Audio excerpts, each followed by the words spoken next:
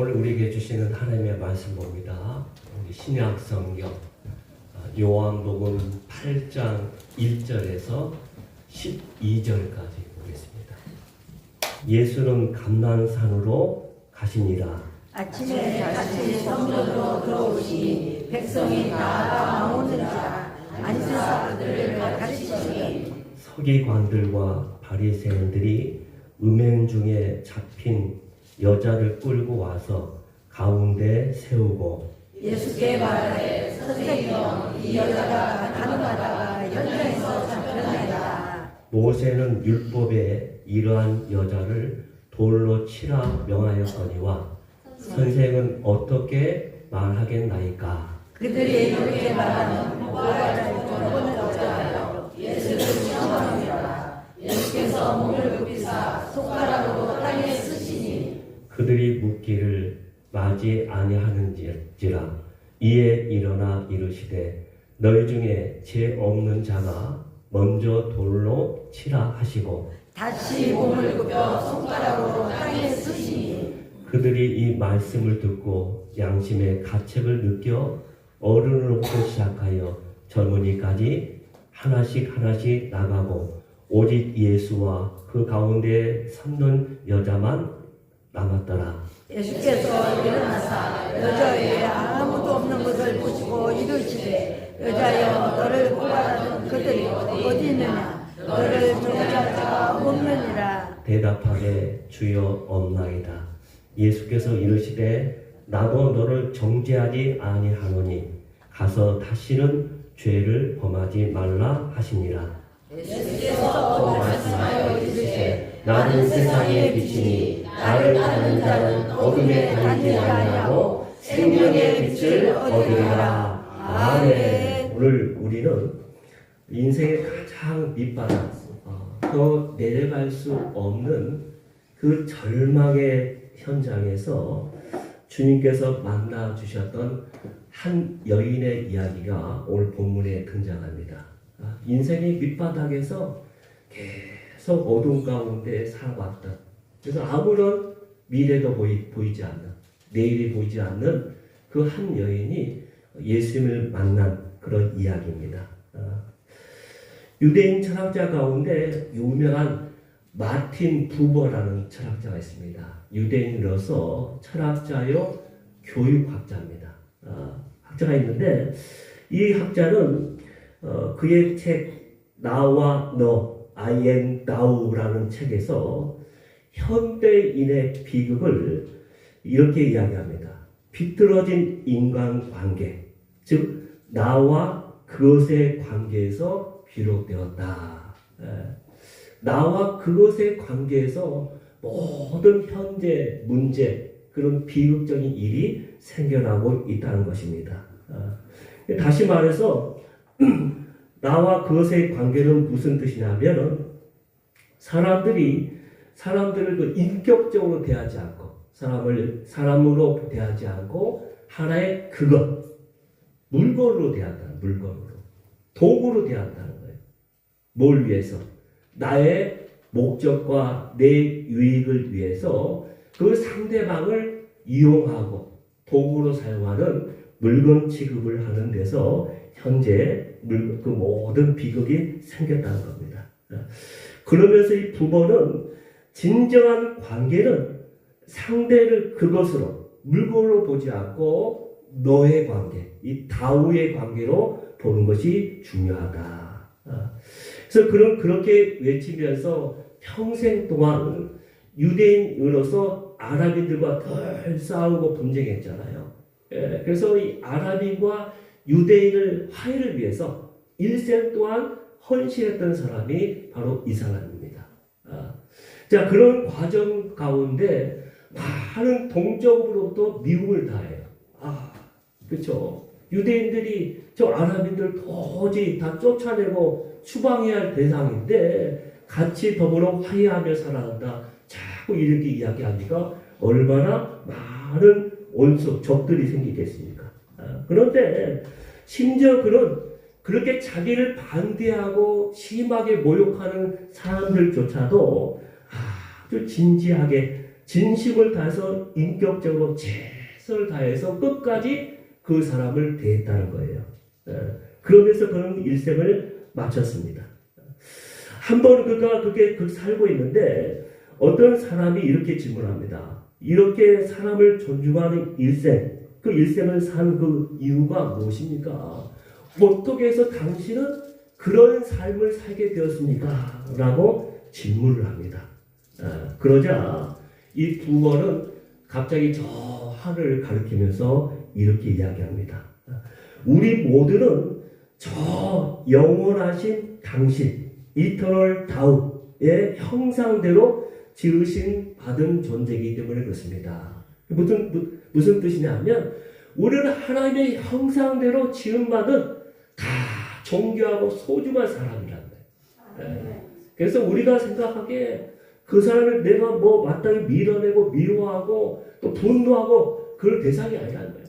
그 한 사람 한 사람이 어린아이든 나이 드신 분이든 또 그가 뭐 장애인이든 뭐 상관치 않고 가난하든 부자든 상관치 않고 모든 영혼은 모든 생명은 하나님의 형상으로 지음받은 그런 존재이기 때문에 그런 영원한 하나님 영원한 그 당신 그 하나님을 닮은 존재이기 때문에 그렇게 존대하며 살아야 한다는 거예요. 그러면서 그는 일생 동안에 살았던 것입니다. 자, 오늘 본문에는 지금까지 오직 그것으로만 취급받으며 살아왔던 한 여인이 등장합니다.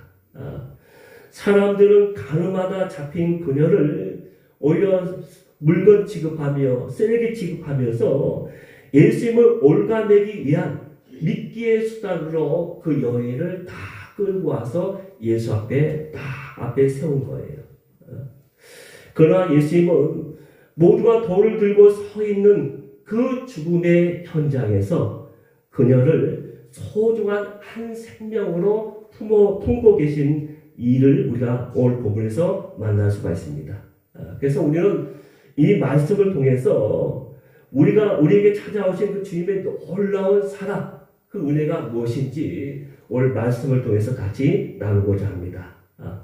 자, 먼저 주님은 오늘 본문에서 먼저 우리가 알아야 할 것이 뭐냐?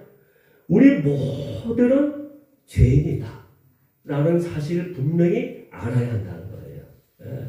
저 음행하다가 잡힌 저 여인만 죄인이 아니라 마땅히 너희가 그 여인을 쳐 죽이려 하고 돌을 들고 있는 너희도 똑같은 죄인이라는 거예요. 그것을 분명히 알아야 한다는 것입니다. 성경은 결코 죄를 미화하거나 죄를 부인하지는 않습니다. 때문에 오늘 본문에서도 이 여인의 죄가 돌을 받아 마땅하다는 사실을 예수님께서도 부인하고 있지는 않습니다. 그래서 예수님도 너희 중에 죄 없는 자가 먼저 돌로 쳐라 라고 말씀하신 거예요.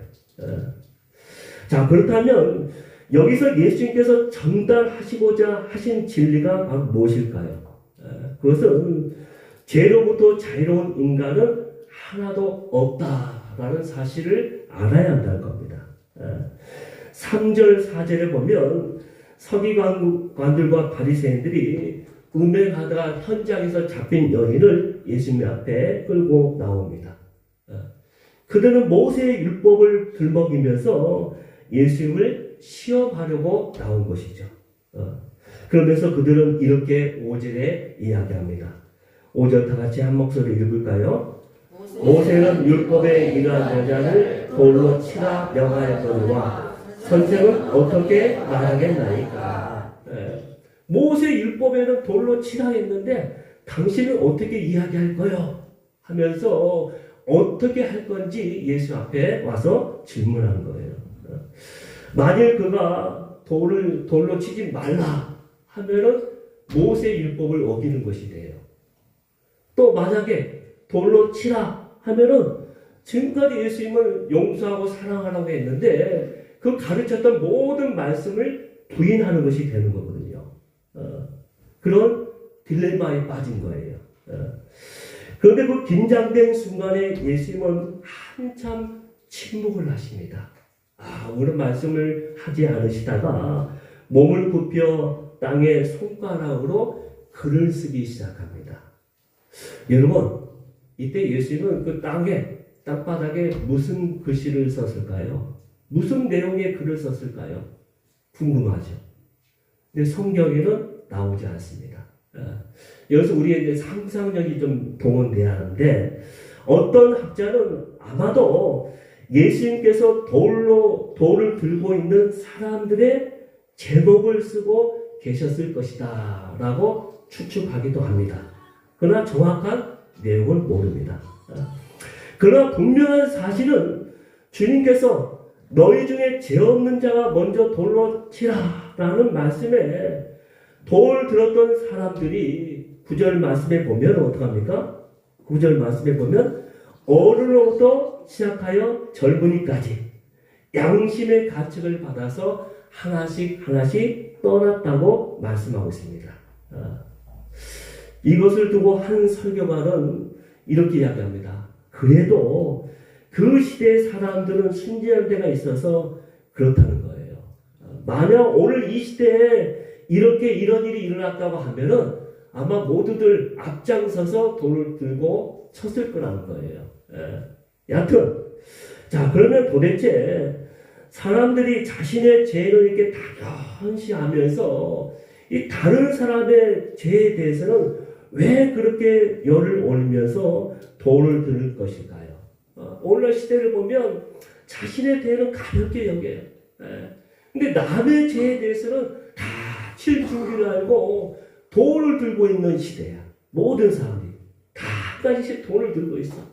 언제든지 나에게 잘못하거나 나에게 해를 끼치면 칠 그런 기세죠.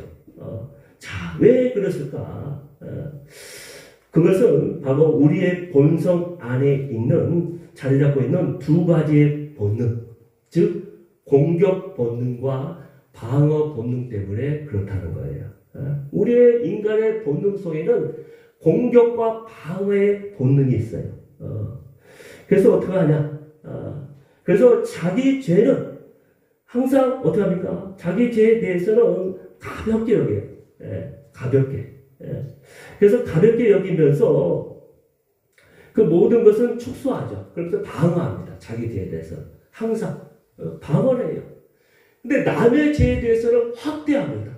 오히려 확대시켜서 자꾸 공격하는 거예요. 이게 자기의 죄에 대해서는 다 방패막이 삼아서 방어하고 남에 대해서는 자꾸 그렇게 확대해서 공격하는 그 본능 때문에 그렇다는 거예요. 그래서 자기 죄는 별 죄가 아니고 남의 죄만 죽일 죄로 보인다는 것입니다. 그러나 성경은 우리에게 분명하게 경고하고 있습니다. 이렇게 생각하는 사람들에게 어떻게 경고하고 있느냐? 야고보서 2장 10절에서 11절에 보면은 이렇게 우리에게 경고하고 있습니다. 우리 다 같이 한번 읽을까요? 누구든지 온 율법을 지키다가 그 하나를 범하면 모두 범한 자가 되나니 내가 비록 가난하지 아니하여도 하면 율법을 범한 자가 되나니. 여기 보면 온 율법을 다 잘 지키다가도 그 하나를 범하게 되면 모든 범한 자가 된다. 그렇죠? 근데 사람이 그 하나를 범하지 않는 사람이 어디 있겠습니까? 근데 사람들은 자꾸 가벼운 죄, 무거운 죄 자꾸 생각하면서 자기 죄에 대해서는 날마다 계속 가볍게 생각하며 남의 죄만을 무겁게 본다는 거예요. 그래서 모든 사람이 죄를 범하였음에 라고 성경은 우리에게 말씀합니다. 의인은 없나니 하나도 없다고 했어요. 그렇기 때문에 저나 여러분이나 다 죄인이에요. 죄인이에요. 다 하나 이상을 범하기 때문에 똑같이 온 율법을 범하는 것하고 똑같습니다. 그러니까 하나님 편에 봤을 때는 똑같은 거예요. 똑같은 거. 그러므로 주님은 오늘 우리에게 다시 한번 이 말씀을 통해서 묻고 계신 겁니다. 내 손에 든 돌을 내려놓아라. 너 또한 내 은혜가 없었으면 결코 살 수 없었던 죄인이 아니었느냐 라면서 말씀하고 있는 거예요. 예. 너도 똑같은 죄인이었다가 하나님의 은혜 가운데 구원받아서 생명을 얻은 거지. 그러면서 어떻게 그런 내가 돌을 들고 서 있느냐라고 묻고 계신 거예요. 그래서 모든 우리 인간은 다 죄입니다. 두 번째 메시지는 오직 예수님 안에서만 정죄 없는 완전한 용서가 있다는 것을 오늘 주님은 우리에게 말씀하고 계십니다. 사람들이 다 떠나고 이제 정적이 흐르는 그 현장에 여인과 예수님만 남았습니다. 예수님께서 물으십니다. 10절 말씀. 여자여, 너를 고발하는 그들이 어디 있느냐? 너를 정죄한 자가 없느냐? 여인이 대답합니다. 주여, 없나이다. 그때 주님은 아주 천둥 같은 선언을 바로 이 여인에게 해 주십니다. 바로 11절의 말씀이죠. 11절 다 같이 있습니다. 나도 너를 정죄하지 아니하노니. 네. 나도 너를 정죄하지 않겠다라는 거예요. 무슨 뜻입니까? 나도 너를 용서하겠다는 거예요. 용서하겠다. 네. 용서하겠다. 그래서 주님은 그 여인에게 용서를 선포하십니다. 네. 여러분, 어떻게 이런 선언이 가능할 수 있을까요? 당시 유대인들은 죄를 사하는 권세는 오직 하나님께만 있다고 믿고 있었습니다. 오직 용서하는 권한은 하나님만 갖고 있다. 그렇게 생각하고 있었어요. 맞습니다. 바로 예수님이 이 말씀을 하실 수 있는 이유는 바로 그분이 바로 성육신하신 하나님이시기 때문에 그런 거예요. 그래서 죄 용서하실 수 있었던 것입니다. 그런데 여기서 우리가 주목할 것이 하나 있습니다. 예수님이 나도 너를 정죄하지 않겠다 하신 것은 내가 죄가 없다는 의미는 결코 아니라는 거예요. 그 의미는 어떤 의미일까요? 바로 그녀가 맞아야 할 돌을 주님이 대신 맞아주시겠다는 하나의 대속의 의지를 우리 선언하고 있다는 거예요. 그 여인이 맞아야 할 돌을 내가 맞겠다 하면서 대속하신 그 하나님의 의지를 보여주고 있다 하는 것이죠. 그래서 이 반 하우스라는 신학자는 이 장면을 이렇게 설명합니다. 예수님이 이 선언을 하시는 순간 그분의 눈은 이미 갈보리 언덕에 십자가를 향하고 계셨다. 공의로우신 하나님이 죄를 묵인할 수 없기에 그분은 여인 대신 자신이 정죄당하기로 결정하신 것이다 라고 이야기합니다. 예수님이 이 말씀을 하시면서 이미 저 갈보리 언덕에 십자가를 바라보고 계셨다는 거예요. 그래서 내가 그 여인이 당할 정죄를 내가 당하기로 결정하셨다는 겁니다. 이게 하나님의 은혜죠. 때문에 우리는 로마서 8장 1절의 말씀이 바로 이 현장에서 그대로 성취되었다는 것을 우리가 알 수가 있습니다. 로마서 8장 1절의 말씀이 무엇입니까? 어떤 말씀이에요? 그러므로 결코 정죄함이 없나니. 예수 그리스도 안에 있는 자에게는 결코 정죄함이 없다. 네가 내 앞에 나오는 순간 그 모든 정죄는 끝난 것이다 라고 이미 말씀해 주신 것이죠. 지금 여인은 비로소 죽음의 공포에서 벗어나 새 생명의 자유함을 맛보게 된 것입니다. 근데 여기서 하나의 질문이 생깁니다. 지금 이 여인에게는 어떤 회개의 증거도 없는데 주님은 어떻게 용서를 선포하셨을까? 성경에 보면 늘 회개하는 것은 용서의 하나의 조건이거든요. 우리가 회개해야 하나님께서 용서하시는 것인데 오늘 본문에는 그 구체적인 회개의 증거가 없는데 왜 예수님은 이렇게 용서를 선포하셨을까? 그러나 저는 본문을 보면서 우리의 회개의 모습은 다양할 수가 있다는 생각을 해보았습니다. 이 여인이 사람들이 다 떠나고 난 후에 도망가지 않고 지금 예수님 발 앞에 엎드려 있는 것이죠. 바로 그 모습이 회개의 모습이라는 것입니다. 주님 정말 죄송합니다. 주님의 처분만 기다립니다. 내가 하시는 대로 그대로 따르겠습니다.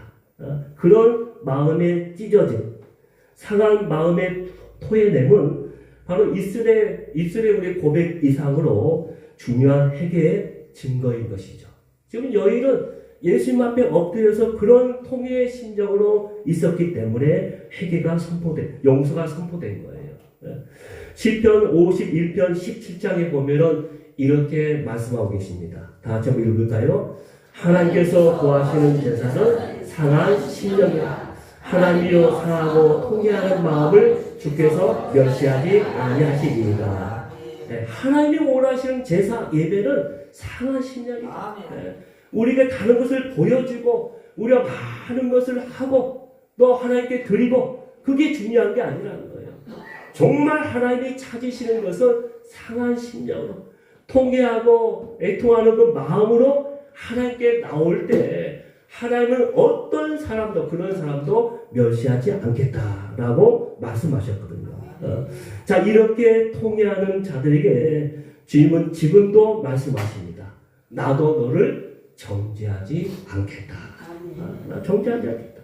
그래서 오직 예수님만이 완전한 용서를 선포하실 수 있다는 것을 말씀하고 있는 거예요. 마지막 세 번째는 이렇게 용서받은 자에게는 새로운 사명이 주어진다는 것을 오늘 우리에게 말씀해 주고 있습니다. 자, 예수님은 용서로 그 여인을 용서하는 것을 끝내지 않고 그 여인의 출발을 축복하면서 새롭게 하나의 명령을 내리십니다. 그게 11장에 나옵니다. 11절에 나옵니다. 가서 다시는 죄를 범하지 말라. 가서 다시는 죄를 범하지 말라. 자, 이 말씀은 무슨 뜻일까요? 자, 이제부터 너는 옛날처럼 이렇게 살지 말고 어떤 도덕적인 생활, 윤리적인 생활, 그러면서 죄를 짓지 말면서 살아야 한다. 그런 뜻일까요? 아닙니다. 오늘 본문을 좀 더 깊이 들여다보면 그것이 아닙니다. 바로 이 말씀은 바로 이제부터 너에게 다르게 살 수 있는 능력을 내가 주겠다라는 하나님의 약속이라는 거예요. 나에게 나와서 내 안에 너 앞에 거하게 되면 머물게 되면 나를 통해서 너는 새롭게 살 수 있는 능력을 받을 것이다 라는 하나님의 약속이라는 거예요. 이것을 어떻게 알 수 있습니까? 바로 오늘 본문이 11절로 끝나지 않고 12절에 이어지는 바로 이유가 바로 여기 있는 거예요. 자, 그럼 12절에는 어떤 말씀이 나와 있습니까? 다 같이 한번 읽습니다. 12절. 나는 세상의 빛이니 나를 따르는 자는 어둠에 다니지 아니하고 생명의 빛을 얻으리라. 바로 예수님이 세상의 참된 빛이에요. 참된 빛. 그래서 참된 회개란 무엇입니까? 단순히 눈물을 흘리는 것이 아니라 빛 대신 주님 앞에 엎드려서 그분의 빛 가운데 머무는 것이 참된 회개라는 거예요. 자, 이렇게 빛이 오게 되면 어떻게 됩니까? 어둠은 저절로 다 물러나고 생명의 빛이 너를 지금부터 인도할 것이다 라고 말씀해주고 있는 거예요. 그러면 우리는 죄와 싸워 이기려고 애쓰기보다는 빛 대신 주님 앞에 나오는 바로 여러분이 되기를 주의 이름으로 축원합니다. 자꾸 죄와 싸워서 내가 어떤 의지와 내가 어떤 노력을 통해서 막 수고하면서 싸우려고 하면은 우리는 질 수밖에 없어요. 그런데 주님 앞에 나오게 되면 네가 나의 빛 가운데 거하게 되면 내가 그런 능력을 너한테 주겠다고 말씀하신 거예요. 빛 가운데 나오면 자동으로 나도 빛나게 돼 있어요. 그 빛 때문에. 그게 세상을 우리가 새롭게 살 수 있는 비결인 것입니다. 유명한 화가 가운데 이 렘브란트라는 화가가 있죠. 아주 유명한 화가입니다. 이 화가의 별명이 뭐냐면 빛의 화가예요. 빛. 그래서 늘 이 화가는 그림을 그릴 때 이 빛을 통해서 그의 메시지, 그 그림을 왜 자기가 그리고 있는지를 보여주고 있습니다. 근데 렘브란트가 그린 그림 가운데 오늘 본문의 내용을 바탕으로 그림을 그린 적이 있습니다. 가늠하다가 현장에 잡힌 여인이라는 그 그림이에요. 근데 그 그림을 가만히 우리 저 보시면은 따뜻한 빛이 한가운데 엎드린 여인을 둘러 비추고 있습니다. 그리고 그 빛은 너무나도 환하고 밝고 따뜻합니다. 바로 이 빛 안에서 그녀는 영생을 경험하고 새로운 인생의 비전을 가질 수 있게 되었던 것입니다. 그리고 이 여인의 삶을 지켜보는 또 다른 용서받는 사람들이 따뜻한 시선으로 계속 함께할 때 이제 그 여인은 일어나서 새로운 인생의 길을 걸어가게 된 것이죠. 그래서 그 여인은 이제부터 이 빛 가운데 걸어가는 새로운 인생길이 열리게 된 것입니다. 미국 뉴욕에 가게 되면 공항이 있습니다. 근데 공항이 있는데 제일 큰 공항이 우리 아는 대로 케네디 공항이에요. 그래서 제일 많은 비행기가 왔다 갔다 하죠. 근데 뉴욕에 가면은 또 다른 공항이 하나 있습니다. 그 공항이 어떤 공항이냐면 라과디아라는 공항입니다. 저 그림에 나온 것처럼. 저 공항이에요. 근데 본래 이 라과디아는 오래전 전설 같은 뉴욕 시장이 바로 이 사람 이름이었습니다. 뉴욕 시장을 바로 지냈던 사람이죠. 전설 같은 하나의 뉴욕 시장이었습니다. 근데 그가 시장이 되기 전에 판사 시절에 있었던 유명한 일화를 통해서 많은 사람에게 감동을 주는 하나의 일화가 있습니다. 1935년 미국의 대공황이 일어났죠. 그래서 다 모두가 힘들게 살 때입니다. 근데 어느 추운 겨울에 한 할머니가 이 배고픈 손주들을 위해서 빵을 훔쳤다는 이유로 재판을 받게 되었어요. 그래서 이 사람 앞에 서서 재판을 받게 된 겁니다. 그래서 그 모든 사정을 다 듣고 나니까 너무나 딱한 거예요. 그래서 라과디아 이 판사는 어떻게 판결을 할까 고심합니다. 근데 그는 고심 끝에 그 할머니에게 10달러의 벌금형을 선고합니다. 그리고 나서 본인이 직접 그 벌금을 냅니다.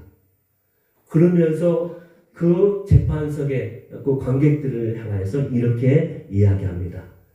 이 노인이 빵을 훔쳐야 할 정도로 비참한 환경에 살도록 방치한 우리 모두에게도 책임이 있습니다. 그러니 여기 계신 분들도 50센트씩 벌금을 내십시오. 라고 이야기했다는 거예요.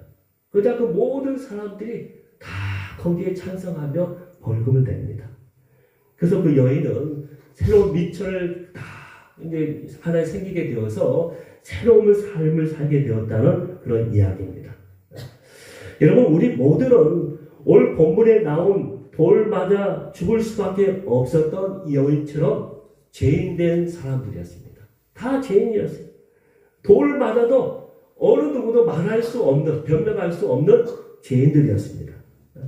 그럼에도 불구하고 우리들은 남을 정죄하며 누군가에게 돌을 던지려고 돌을 들었던 사람들이었습니다. 그런 우리에게 주님은 다가오셔서 나도 너를 정죄하지 않는다 말씀하시면서 바로 우리의 모든 자신의 몸을 통해서 우리의 모든 죄값을 대신 치르시면서 우리 하여금 새로운 은혜를 주셔서 새로운 삶을 살게 하신 분이 바로 주님이십니다. 그러므로 이제 우리가 해야 할 일은 무엇일까요? 명확합니다. 아직도 정죄의 두려움 가운데 저 어둠 가운데 헤매는 이웃들에게 이 용서의 복음을 선포하는 거예요. 용서의 복음을 선포해요. 당신도 용서받을 수 있습니다. 주님 안에 새 생명이 있습니다. 라고 외쳐야 하는 것입니다. 이렇게 우리 모두가 주님의 빛을 품고 세상에 상처받은 영혼들에게 바로 우리의 주님의 자녀로서 그들을 초청하며 축복의 통로가 된다면 이것을 통해서 또 하나님은 새로운 사람들이 새 출발할 수 있도록 만드는 그런 새 시대가 또 새로운 일이 일어나게 될 것입니다. 이런 일을 위해서 나서는 저와 여러분이 되기를 주의 이름으로 축원합니다. 아멘.